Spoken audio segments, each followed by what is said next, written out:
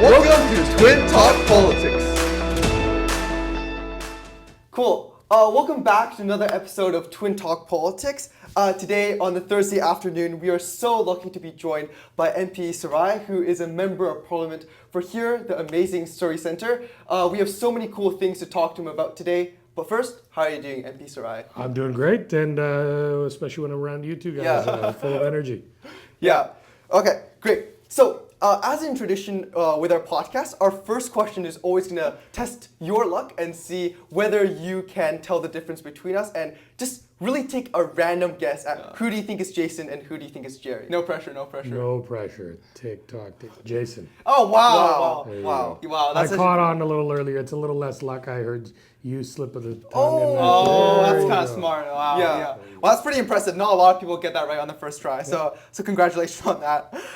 So let's just get started with the interview. So the first question we have, sort of a loose question, is just could you please introduce yourself, say some of your passions outside of politics, and how you got interested or engaged in politics in the first place? Sure. Randeep Sarai. I was born and raised in Burnaby. I was born at Vancouver General Hospital, but born and raised in Burnaby, and then moved to Surrey about 20 odd years ago. I loved it ever since. Bought my first house in Surrey. Did my first developments in Surrey. So Surrey's been a real big home for me, and really loved it a lot. Passions outside. I love running, love traveling, love good foods, trying different foods. So that's really important. A little bit of yoga, and that's pretty much my passions. I love politics. I'm a political junkie. Just love reading and seeing different political capitals of the world, legislative buildings, parliamentary buildings. Those are always fun for me because I'm a bit of a history buff for that. But I've gone to politics. I always had I used to tag along with my father a lot when I was younger, and he was like a community activist for our Gurdwara, our Sikh temple. And so they went through rezoning processes, building a new Gurdwara. They used to have different politicians come meet them at our house, civic and provincial, usually a little bit less federal. And I was pretty intrigued by how you engage with them, and there weren't these like really suspicious or sarcastic or devious characters that politicians are just normal people. They're mostly trying to do good, and they listen to you. And I had some good advocacy experiences. Burnaby, where I lived, was changing their housing bylaws when I was around 15 years old, and somebody asked it to come to a town hall meeting. I was able to kind of clearly articulate, at least I thought clearly articulate, my opinions, and council and the mayor actually took them seriously, and they actually addressed them, and actually some of them are still the building bylaw codes for today. Nice. So it was kind of cool. So then I thought, oh look, if you present yourself well and articulate your position, you know, these politicians actually listen. So that kind of kept in the youth violence era, when we had to work with politicians, we were able to get a lot of things done. Same thing by advocating, giving evidence-based or and community-based ideas, and it worked out pretty well. And then here you are. You're with me 10 years later. So. Yeah, well, that's really, really cool. So as you know, our podcast is really created by the youth and really for the youth. And our second question is kind of split into two parts. So first, we just kind of wanted to get your thoughts on what you think are the most pressing issues for youth in Canada as a whole. And then the second part is essentially what you think are the most pressing concerns for youth in your own constituency of Surrey Centre. Sure, I think they're probably generally quite similar. I think pressing issues right now for youth is, can they afford a home in the future? That's front of mind for all of them. Careers, there's a lot of disruptive technologies that people are scared. Do I go into school for this? And then AI takes over, for example. Will I still have a career? I think those are really important. I think values are being tested daily around the world, especially in Canada. There's a populist atmosphere globally. There's also climate change, which is, I don't think in any generation it's had that much of an impact as it does now. I can see just in the last 10, 12 years, the temperature temperature change just in British Columbia. Yeah. It never used to be over 30 degrees in the summer. Now it's very often hot, 30 yeah. and even gets close to 40. So those are going to have ripple effects, and I think for the younger population, it's a big stress for those that are your age group and younger of how the world will be, and it's our responsibility to kind of leave it in as best of a position, and that's I think the stress. So I think locally, very similar. I would say Surrey Centre youth particularly had a challenge for post-secondary when we first started here. SFU was small. We were able to expand it and expand it even further now.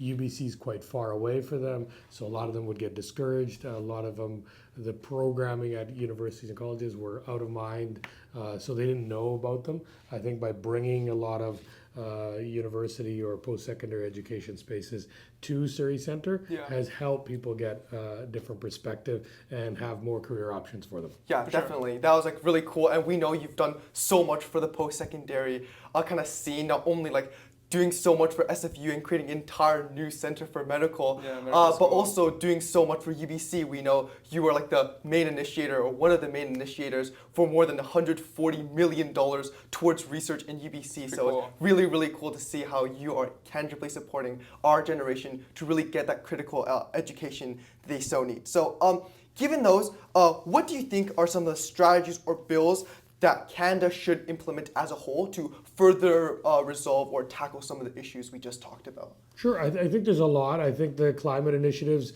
what happens in politics, as I've seen, like, when economic times get tougher, people put some of these environment, climate change, education, other issues to the back burner, social issues to the back burner, and it's meat and potatoes issues. It's jobs, it's inflation, it's to have how much my rent is going to be, what's the mortgage rate's going to be, can I be able to afford a home? So those other issues kind of take a back burner. I think you can never put them in a back burner. You have to do them simultaneously. You can't ignore what the community needs, which is jobs and boosting the economy and a place to stay and control the inflation. So those are obviously important, but you always have to look at the future. So I think one is catching up in the post-secondary space for youth. I don't think the province has stayed with the rate of population growth. So they didn't increase the publicly funded spots. They need to be increased in order for our population to have higher education, higher GDP rates per person, per capita rates. So and that you need to have them educated. You need to have more, I think, education, post-secondary institutes close by, because I think the economies tomorrow will require training and retraining and retraining. So you need to be near those, and that's where companies are bringing their research facilities, their manufacturing to places that have those capacities. If you don't have those capacities, just free tax breaks or other things are not winning them over. So I think those are important. I think making people feel welcome always from wherever they are, regardless of their backgrounds, very essential. People feel Canada's their home then. They work harder, they work more efficiently, they love Canada, they respect Canada, and they take care of it better. So I think those are initiatives that need to be done, and I think we're doing a pretty good job economically out of the G7. We are expected next year to have the highest growth in the entire G7. We have the lowest debt to GDP rate of all of them, and we're the first ones now to start reducing interest rates, the first ones to have inflation drop to below 3% consecutively for 3-4 months now. And then now I think European Union and the UK have followed suit in reducing, but US is still behind. So as much as we sometimes think of them as leaders, but in this case I think Canada's done a lot better. That's really, really cool. So we know another prominent issue that's extremely widespread across Canada and also in many communities, but it's often an issue that gets pushed a little bit to the wayside and not as represented as much as some of like the more meat and like potatoes issues we were just talking about, is youth gang violence.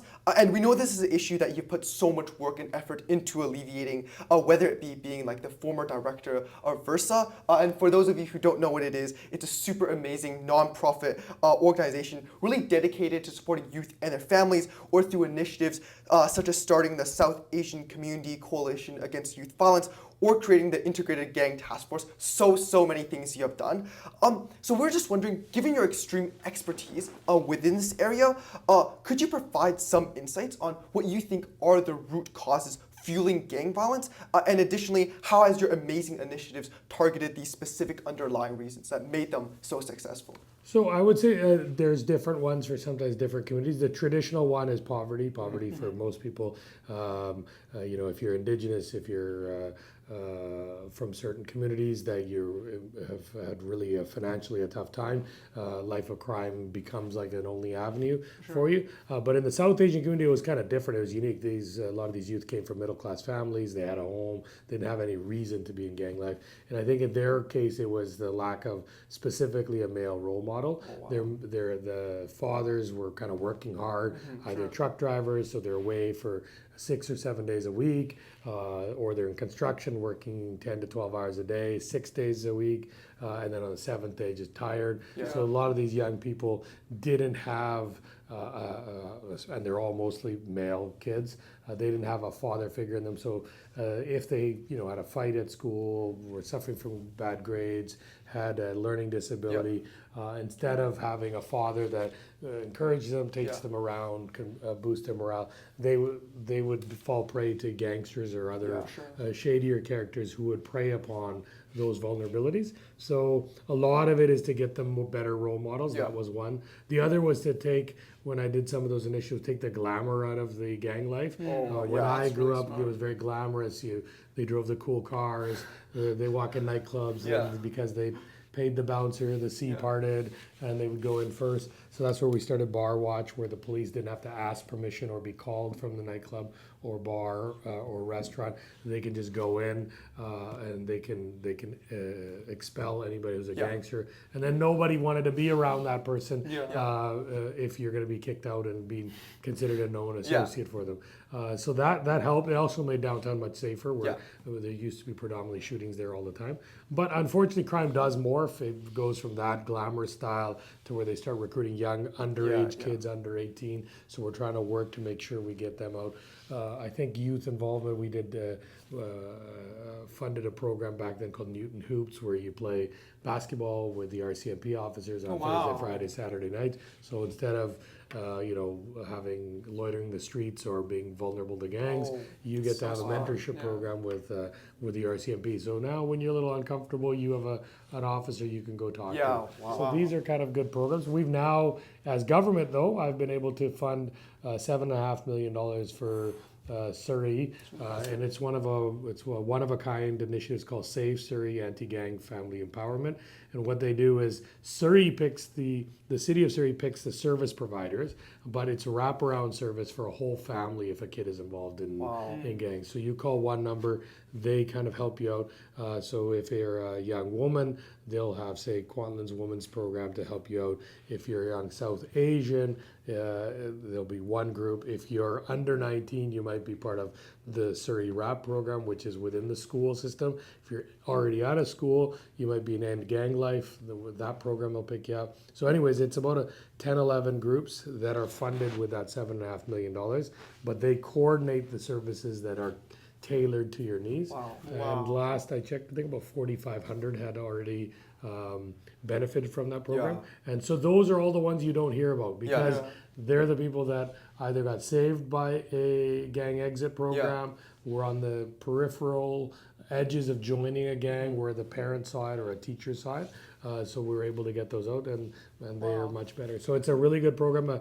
Other jurisdictions have now started copying it or come to look at it. And if you guys actually have a chance, you should go meet their director, executive director. And it's a very cool operation that they have there. Cool, yeah. Wow, that's so nuanced. Like trying to prevent them from even going in instead of just like when they're already in it and getting them out. Wow, like that's really cool. It's really cool. All right, so the next topic that we'd love to delve a little bit more into and talk to you more about is your motion, specifically Motion 44, which we know passed unanimously, which is a very rare and remarkable achievement. So congratulations on that.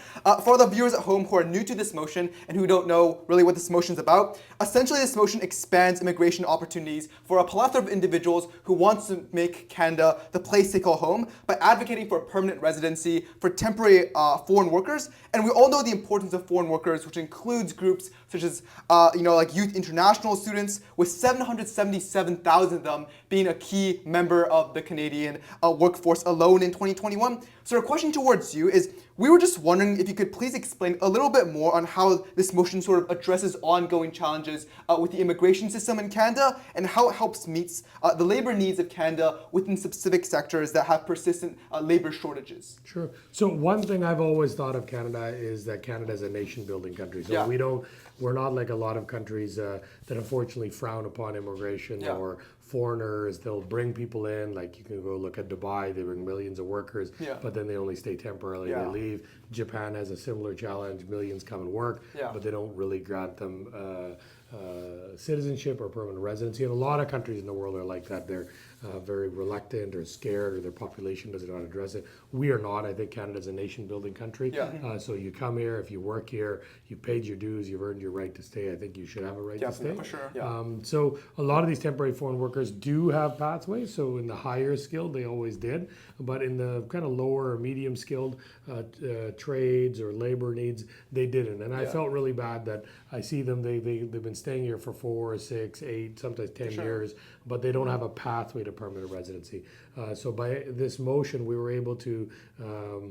By the unanimous support of it, Yeah. getting everyone, we were able to get the immigration minister to respond. So he gave a response to it. He did a 5-point plan on it.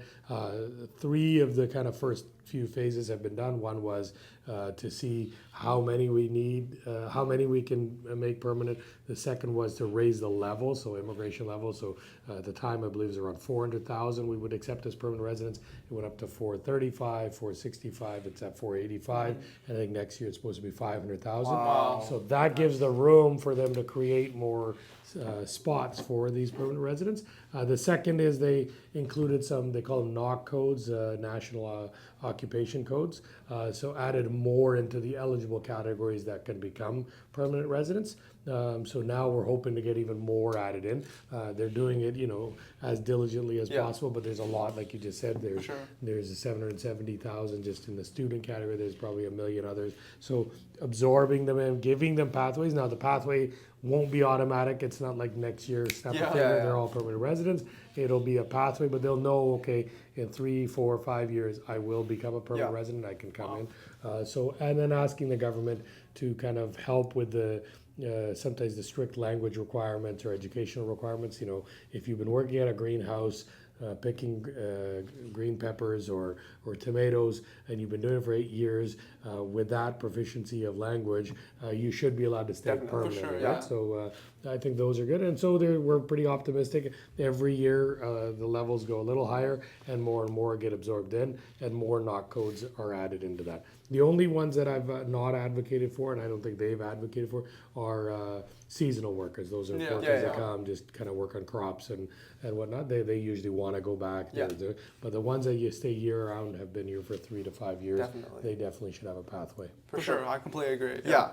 That was really interesting. And now we want to shift the conversation a little bit more towards veteran affairs. We know something that you're super passionate about, and we know that you're the current parliamentary secretary to the Minister of Veteran Affairs, but also the Associate Minister of National Defence. Roles are very quite significant for Canada as a whole, but also very specific to you and your family. So we were just wondering if you could speak on the importance of veteran affairs and speak on what kind of work you do given your position. Sure. Look, I'm a son of a veteran. My father Yeah. was a World War II veteran. Yeah. My uncle was as well. So heard all the stories. I share the Yeah. stories. They were in the Allied Forces and the British Indian Army. And then I'm very fortunate to have a great Legion, the Wally Legion, in my riding. And actually, Surrey is kind of home to almost 5,000 veterans, whether they're military veterans or they're RCMP veterans. They're veterans that are located here. So one of the first things I was able to do when I wasn't even parliamentary secretary was to get a new Veterans Affairs Center for them right here. And the second project I helped work on with them was to get a Legion's Veterans Village, so a Veterans Village, Yeah. which is just a few blocks from here, and it's a all-in-one center where they have a Legion, a modern, new, funky Legion, along with a medical center, Yeah. a PTSD institute, Trevor Green, who is a Canadian-Afghan war veteran that got hit by an axe, who had an exoskeletal system that Fraser Health and SFU and others had helped design, that research facility there, and then veterans housing up top. So it's kind of a one of a kind. Everybody in the country is now coming to look at that. So just naturally had a lot of interactions with veterans, and E Division, the RCMP headquarters for BC and Yukon is right in my riding. So naturally a lot of theirs are considered veterans for the veterans' sake. So that when I got the portfolio, I was pretty excited about it. So it's up my alley, and I always like supporting the veterans and their needs. And I think currently making the system seamless from when you're in the military and if you've been injured there to go into Veterans Affairs without having to redo everything. That's always the challenge, and government operates in silos, and we try to integrate those. So that's a big challenge. I think the military has had a big challenge with victims of sexual violence, particularly for women, and then helping them once they become veterans. So that's been a very important challenge. Giving them the services that they need where they are, that's sometimes a challenge. You can just imagine a soldier's in the army, he or she has a doctor there, they have a hospital there, they get the medical attention, they don't have to worry about where do you get a family doctor. And then all of a sudden you're discharged and you don't have a doctor. What do you mean you don't have a doctor? And every province has a challenge, and that's provincial, but helping them navigate through that is a tough task. So trying to do that's kind of one of the high priorities of ours. For sure, absolutely. So adding on to a little bit about what you were saying, another aspect of your work that has really inspired me and Jerry, and I'm sure a lot of Canadians in Canada, is your work supporting, as you said, Canadian women veterans, which is a group that has sadly been historically marginalized and their voices have not been heard as much in the political landscape. So we know the new initiative that you played an instrumental part in is the Invisible No More Report, which, as you said, addresses unique challenges that are faced by women veterans in Canada. So as you said, things from sexual trauma to the lack of proper equipment that are targeted towards their needs. So we were just very curious and wondering if you could please elaborate on this initiative and your insights onto the current state and the future for Veterans Affairs in Canada. Sure, yeah. Look, women went through a lot, and I think in 1986 they were allowed to enter the military, but without a plan. It really was sad. It was kind of like they're just dropped in, and dropped in, no uniform or military equipment, designing suitable for them, no medical procedures or practices, no recording ailments or problems. Like, for example, if there was a lot of these pit burnings that they used to do all over the world. Well, they have the kind of science and data behind on how it affects males, but not on a woman, on pregnancy, on menstrual cycles, cancer, etc. So lack of intelligence on that. Having the chain of command doesn't really work for if you're a woman and you've been sexually assaulted by a senior officer, and then you got to go report to that officer or the officer that's in line to that senior officer. It just doesn't work. The comfort level is very hard. Sometimes they'd be stuck on ships, Navy ship, one woman with 150 or 200 or 300 men being threatened. You're already in a very captive vessel, and then on top of that, you're surrounded by people that are all under the command of someone who is threatening or has assaulted you, and there's no exiting that. So adjusting to all of those is very important. Listening from the women that have been victims, listening to the women who have been very successful and have had good experience, and why they've had good experiences, because they've had good officers or they've had good policies and procedures. So learning from that, and this was the first study of its kind on women veterans and what they've experienced, but in Veterans Affairs ever. I think it's our longest report as well, our most comprehensive, with a lot of recommendations, dozens and dozens and dozens. And then we actually had, to my knowledge, the largest audience of people who actually came back just to be there the day the report was tabled, where they came to the audience, which is pretty impressive, because most people, we'll pay for them when they come to be a witness, their travel time, or they do it by Zoom. but it's not paid if you just want to see it when it's tabled. Yeah. But they came because it means a lot to them, and they're very passionate Yeah. about it. Wow, So it was yeah. pretty moving to see the amount of people that were moved by this and how many wanted to see this tabled and then hopefully get comprehensive results. Yeah, For sure. that Wow. was really inspiring. Wow, that was Yeah. really impactful. Yeah, so shifting gears into talking a little bit more about youth issues. So we know currently, sadly, there has been a slight decline in youth engagement in politics in recent years in Canada. So our question to you is, in what aspects, in your opinion, do you think the youth can become more engaged in the political landscape? And what steps can the youth really take to sort of help alleviate and help mitigate some of the issues that we've just been discussing? So I think a couple of things. I think one, they need to be engaged. Yeah, I was sure. pretty young when I got engaged. I think it's very important. They need to know. We have a youth council. I Yeah. Yeah. have we have monthly meetings. I actually take it very seriously. I want to know what the youth are facing, their issues. They sometimes do surveys. They sometimes do projects, and then I take that, voice those up the chain in the respective ministries that are affected by it. I think the TikTok or social media generation is taken away from the ability to research stuff. Yeah. Everybody just gets like a 5 or 10 second little clip and they get their news from that. Yeah. Nobody reads a newspaper, nobody watches the national or global news, nobody sees journalistic views. They don't say, okay, what did this journalist say about it? And then I want to read his and then hers, and then I can actually paint a picture and say, this is probably the truth. We're just moved by a million pictures every day, videos and reels, what's real, what's not. And I think then young people probably get disengaged from that because there's a lot of misinformation out there as well. So my encouragement would be to really get back to good journalism, and if you don't need to read a physical newspaper, look for it online.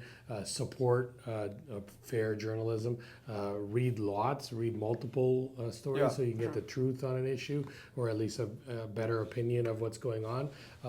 And I think youth have to vote. So the one thing every political group always does is they monitor who voted. Yeah. So they don't know how you voted, but they know who voted. Yeah. They'll know X amount of young people voted versus how many seniors voted. Yeah. If seniors vote more, well, guess what? Everybody's going to cater all their bills, programming, funding towards seniors because they're paying attention. Yeah. And if the youth aren't voting, nobody's going to pay attention to towards them their- because they're going to go, but sadly, you'll just say, well, they haven't really raised the issue, but the seniors are in my office every week and they vote. I think 2015 we had a very high youth voter turnout, and you'll notice the Prime Minister was the Minister of Youth himself. Youth Council started. We had a very high engagement. It was a youth-led agenda: climate action, LGBTQ rights, feminism, diversity, saving the planet. Manufacturing was focused on EVs and EV vehicles, batteries, clean tech, carbon capture, those type of technologies. That's because the youth did vote. So, and that's what the type of stuff they wanted addressed, and we did that. We had, I think, $2 billion given to universities that time. That's how Simon Fraser Surrey Sustainable Energy and Environmental Sciences Building got built. So that's because the youth voted. Now, if the youth don't vote, or they get shunned away, or they're not engaged, then unfortunately their issues get pushed back as well, just because they don't become front of mind. But if they vote and they're engaged, so I would say from your student council perspectives in high elementary or high school, to universities, to the campus clubs of the various parties, also stakeholder issues, and then even when universities come, they should on lobbying days, etc., push for those issues. One issue which I raised to you earlier, which I think now that the provincial elections coming up, is youth should be really proactively pushing for more post-secondary university spots, right? When I grew up in '93, when I graduated, you needed about a 73% to get into poli-sci at SFU or UBC. You probably need now about 80, 85 to get in, right? So, right? And the sciences are even higher, but that shouldn't be the case, right? You should be able to get in with 73. You just need more university spots. It's just the population has probably almost doubled since then, but the university spots have only increased by half that amount. So if youth make that an issue and they go, this is our issue, and unless we get the amount of spots we want, it shouldn't be wholly funded on international students. It should be local, domestic students their seats, which international students don't take away. They fund their own seats, Sure. but the subsidized seats for Canadian and permanent residents should be increased as the population For grows. sure. Yeah, talking a little bit more on that, like youth just bring their opinions to the table in terms of politics. What are your opinion on like maybe lowering the federal voting age to around 16? I know that there's a bill C-210 that really proposed this. What are your thoughts about that? Look, I'm not entirely opposed to it, but I think lowering the age isn't the only thing. I think engagement is really important. Our party, I know, decreased as a Liberal Party. I think the age of becoming a member to a party at 14. And I think some other parties have followed suit, and that's a good way. You get involved in the party, you start learning about it. I think engagement at a younger age is very important, but I don't think the age itself, I haven't been convinced that lowering it is the sole answer of youth engagement. I think getting people to be engaged in the political process, getting involved in, is very important. A small little step I always tell every parent is when you go vote, take your child with you. Whether you're a little 4-year-old and you're just holding your mom's finger, going to the polling station, you'll remember. And it's, I don't know where the stat is, but maybe it's anecdotal, but I believe I read it somewhere. It's a very high likelihood if you voted with your parents when you're younger, that when you turn 18, you will go and vote. If you never went to vote with your parents ever when you're younger, there's a high chance you won't even vote for the first time until you're 40. So the age doesn't even matter, because they go, I never voted. I didn't even, this is my first time of voting, and they're like 36 or they're 42. But if they went with their parents, and parents got involved, said, voting is very important. Look, we can get 3 or 4 hours off of work to go do this. You should know. Here's the names of the ballots, and maybe even walk them through it beforehand at home. Here's the 3 candidates or 4 candidates. Here's their flyers. Here's what's in. What do you think?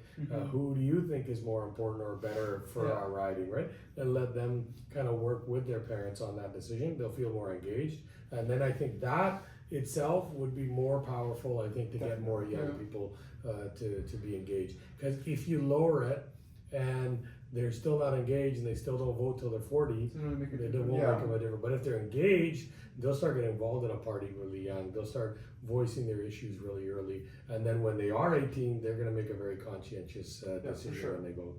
Yeah, for sure. Yeah, that's great. So our second to last question, I think still on the same vein here, is if you could just send a really brief and short message to sort of all young Canadians right now, what would that message be? My message would be, look, stay engaged, learn as much about the political process. Don't be cynical about it. Get as much opinions on a decision. See how it affects. Don't be a TikTok generation on its own. TikTok might give you clues as to what's everybody's talking about, but then dig deeper and learn more about it. And then get involved when you're young. People that are passionate about things can get things done. I was only 15 when I worked on bylaw stuff. I was in my early 20s when we worked on youth violence stuff. So you can be as young as 15, 16, and you can have a major difference on policy and decisions. And so I think those are very important. And I think governments and politicians will listen to you if you are thoughtful, if you are detailed, and you can articulate your positions. Trust me, people will listen to you. The squeaky wheel gets the grease, so people need to be squeaky and cause a lot of noise when an issue that they're passionate about, and then explain those issues. And I think that's the best way to engage. And I think the world is going to be a great place for them, but in order for Canada, this is something taught to me very young, to stay and remain a great nation, it always has to be vigilant that its values don't deteriorate. We're a country of the Charter of Rights and Freedoms, to make sure we always protect it, make sure people feel inclusive in this country, and for that you always have to be on guard. You always have to protect the little guy or little gal, and so that would be my advice. Not to be persuaded by international sways, but make sure that Canada comes first, and you're always there for your country. Yeah, that was super, super inspiring. And then just for our last question to conclude this amazing interview, we know you're a very big soccer fan, and you've been a very consistent player in the annual MP versus Pages soccer game. we cannot express how cool this tradition Yeah. is. So we're just wondering, could you share a little bit more about how that experience was like, and if you're comfortable sharing, what is your track record in these games? So we're called the commoners. Yeah. The MPs are called commoners. We play on the front lawn of the Parliament. Yeah. Sometimes on the front lawn of the Supreme Court, depending on whether if there's some other activity happening at the time. We play the pages. We play the PIPs, parliamentary interns, and we play sometimes the ambassadors as well of different countries. Yeah. They have a team as well. So it's a lot of fun. Yeah. It's non-partisan, so we get members of parliament from every party come, young, old. I would say we have a pretty impressive track record. I think the MPs, we glow quite a bit afterwards. But I will say the PIPs have a lot of energy. The pages have a lot of bodies, and they tire us out pretty well, and they have the biggest fan club, so they have signs, they have cheerleaders, they go all out, and they put their money where their mouth is, and they really stress us out. We have to hold our egos in check, but it's a lot of fun. That's the real, it's probably that the weeks that we have these games is probably the highlight of our political evenings, because every other evening otherwise you're just going to a lobbying event or a dinner or something like that, and these are actually really fun and energetic. So and it also reminds you that Canada is cool. We have our parliamentary lawns are public yards. They do yoga on the hill on Wednesday. Sometimes you can play soccer on them. We have festivals on them, Canada Day, Remembrance Day. People use the lawn, so it's pretty fun to see them being used more than just decorative purposes. Wow, that's really cool. All right, thank you for that. All right, that concludes our interview today. Again, a huge thank you to MP Sarai and his phenomenal team for this amazing opportunity and taking the time out of his day to actually come here and meet with us today. We truly, truly appreciate it. I know Jerry and I learned lots. So much. So our viewers too, and had a blast doing it. So thank you guys again. For the listeners at home, if you guys wish to see more interviews like this, be sure to tune in to future episodes, and we'll see you guys next time.